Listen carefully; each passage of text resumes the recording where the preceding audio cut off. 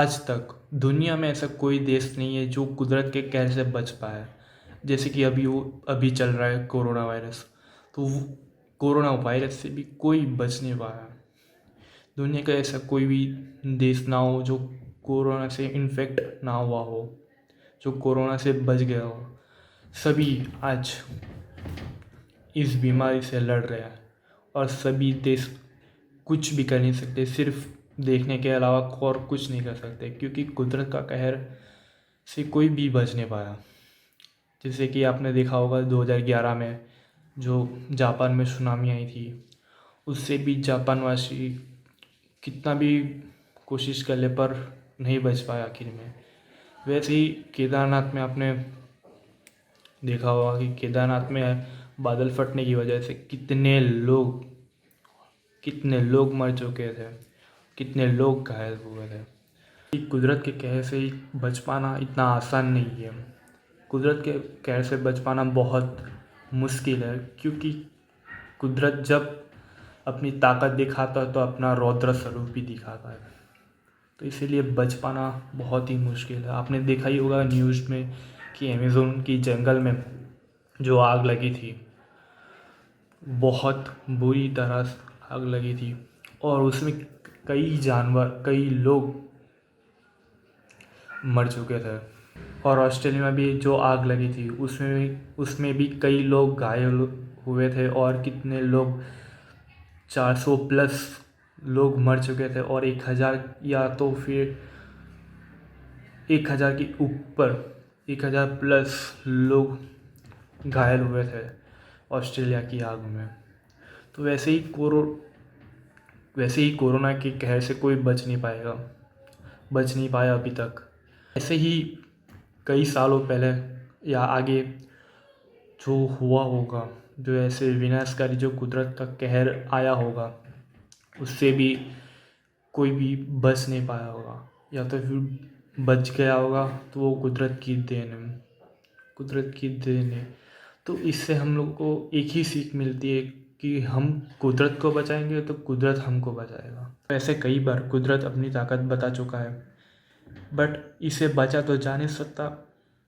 तो इससे जो नुकसान होने वाला होता है उसे कम करने के लिए आप जितना पर्यावरण को बचाएंगे उतना ही आपके लिए अच्छा होगा।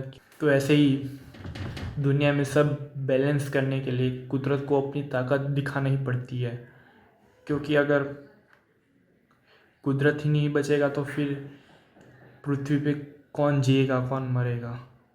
कोई जिएगा नहीं। जानवर भी, ना तो जानवर जिएंगे ना तो इंसान जिएंगे, क्योंकि अगर ऑक्सीजन ही नहीं होगा तो फिर कौन जिएगा? ना तो इंसान ना तो जानवर। पेड़ पौधे ही काट दोगे तो ऑक्सीजन कहाँ से मिलेगा अपने को? कई सारे लोगों को मैंने देखा कि वो अपने गांव और एक एक हज़ार किलोमीटर दूर चलते, वो भी अकेले नहीं, उनके बच्चों के साथ, पूरी फैमिली के साथ जा रहे हैं। तो कितना बुरा टाइम होगा उन लोग के लिए। हम लोग घर पे बैठे हो, हम लोग को खाना मिल रहा है, टाइम टू टाइम खाना मिल रहा है, टाइम टू टाइम सोना हो रहा है। वो लोगों को कितनी प्रॉब्लम हो रही होगी जो लोगों के पास अभी ये टाइम है बचने के लिए, टाइम से लड़ने के लिए, ना तो एक वक्त का खाना, ना तो सोना होगा। तो कितनी प्रॉब्लम होती होगी इस लॉकडाउन में और ये कोरोना के टाइम पर। तो इसी के साथ शुरू करते हैं आज के ब्लॉग में हम पर्यावरण को बचाने की कोशिश करेंगे। ज़्यादा नहीं, कम से कम एक दो पौधे लगाने की कोशिश करेंगे, जिससे हमारे घर या अड़ोस पड़ोस में हरियाली बनी रहे और यही पौधे हमारे आगे जाके कई तरह से काम आ सकते हैं। हवा देने में, छाया देने में कई तरह काम आ सकते हैं। तो इसीलिए आज हम पौधे लगाएंगे। तो चलते हैं।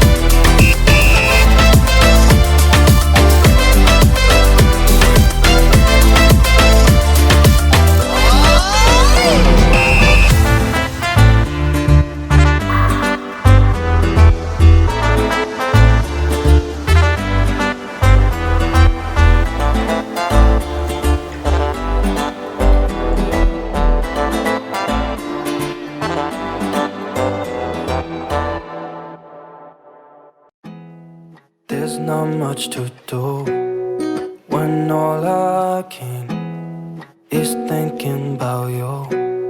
Not doing well, don't know where you are, 'cause you're not here. It's been way too long. If I could lay down beside you, I would. When nothing really matters, that's all I wanna do. I hope that you are safe and that I will see you soon. If I could lay down beside you, I would. I would.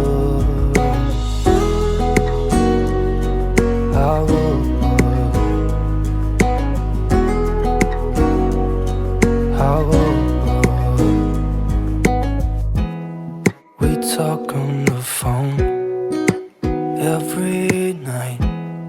Love to hear your voice. Not sleeping well,